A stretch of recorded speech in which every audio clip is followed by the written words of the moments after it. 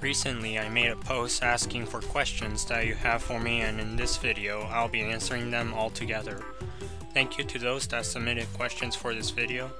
There's a lot of them, so I'll get right to it, starting with E-Man SMM2's question. What was your main motivation for making content on YouTube? Assuming that's about the start of my YouTube channel, I wanted to make YouTube content because just like many other SMM2 YouTubers out there, I wanted to show the highlights and best moments of my gameplay. At the time, I simply had lots of Switch clips that I thought was worth sharing with people I know. Moving forward, my audience would be the main motivation for me to continue uploading level series updates, gameplay videos, and live streams for entertainment. Moving on to Tricklop's questions. There's actually multiple here. What keeps you motivated to play the game? Similar to YouTube, I get motivation to play SMM2 from the game's community. I know there are players that find my levels exciting and enjoyable, which encourages me to continue course making. I like playing other makers' levels to see how they go about creating various types of levels using different combinations of elements, and to find out what I can achieve by challenging myself with levels such as precision and Kaizo platforming. The next question, do you want to achieve something? Something I like to achieve is over 20.5k maker points and a silver medal in an endless challenge aside from super expert, but both are quite a chore to get. The next one, do you have any goals? My main SMM2 goals pretty much have been achieved last year, so my goals for now would be to aim for much higher endless challenge scores, which isn't something I'm greatly determined to do, and to improve my level building skills by putting more effort into the courses I make. For the last one, or is playing itself just always fun to do? It's not always fun to play SMM2 because of game modes like Super Expert Endless, but of course I like to play SMM2 for the reason that I want to see what levels other makers made using their ideas and imagination. It's also fun to attempt challenging levels to test my skills and to compare them to other players in the game. So pretty much the same thing I said for the first question by Tricklop. On to the next person. The Mario Maker Master also has multiple questions for me. What is your favorite thing to do in SMM2? There are many things I enjoy doing in SMM2, but probably what I enjoy the most in the game is sharing my level creations with other players I know. It feels rewarding to me when the courses I make receive positive feedback because it shows me that players appreciate my creations and that my projects are successful. So thank you to those that do write comments on my levels. Of course, there are times when players find errors in my levels, and I try to fix them over time, if not quickly.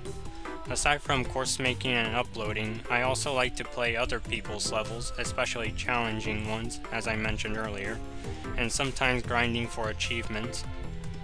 Do you think Super Mario Maker 3 will come out? If yes, then when? Like other video game series such as Splatoon or Luigi's Mansion, I'd say there's a possibility that there will be a third Super Mario Maker game. My guess for the release year is either 2025 or 2026. For the next question, who is your favorite character to play as? Mario, Luigi, Toad, or Toadette? I like to play as Toad in SMM2 mainly because I want to choose a character that isn't the default option, the default in this case being Mario, and because blue is one of my favorite colors. It's also not common for me to play as Toad in other games, so I decided I might as well stick with him in SMM2. Moving on to Moon's question, what would you want to be included in a hypothetical SMM3? I don't have anything in particular in mind, but there are many things I'd want to see in Super Mario Maker 3, so get ready for a long list. For terrain, maybe hidden paths, moving ground, pipes with joints, and more than anything else, collapsing ground. For enemies, fuzzies, flame chomps, amps, bone enemies, giant enemies, and the other bros. For gizmos, stretching mushrooms, mushroom trampolines and other game styles, swinging vines and chains, fence or webs, whatever this is called, and pipe cannons. I'm not too curious about items nor additions for the 3D world theme, but the poison mushroom, gold mushroom, clocks, the stone, and the ice flower would be great to see in all game styles. I hope that wasn't more than asked for. The next questions are by Sprogfrog. What course theme that has only appeared once in a Mario game do you wish came into SMM2? That's a tough question. I can't think of anything better than the Starry Night one. And how have I been? Sometimes I say that oftentimes I say that I'm doing well, but to be honest, I've also been bored and tired for most of this summer. But it's nothing I'm worrying about, which is why I tend to just say good when asked this question. Jeremiah also has 2 questions for me. What made you start creating these cool speedrun levels?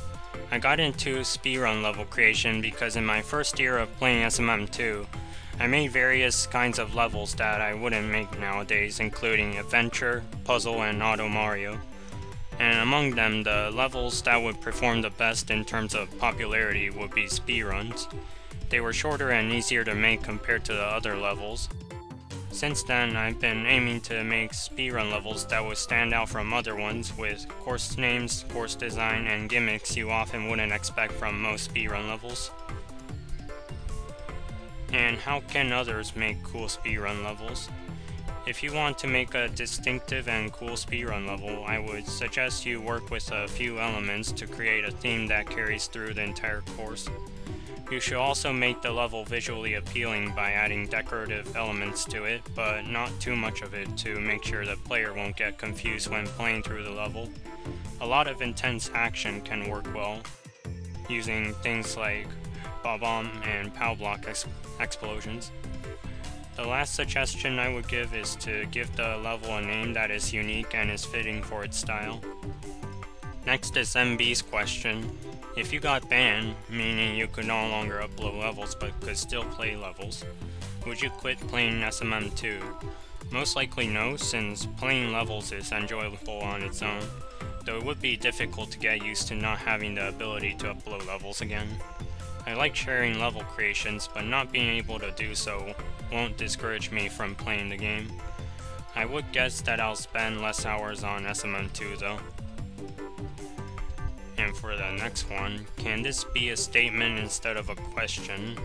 I actually got confused trying to answer this because of it being somewhat vague.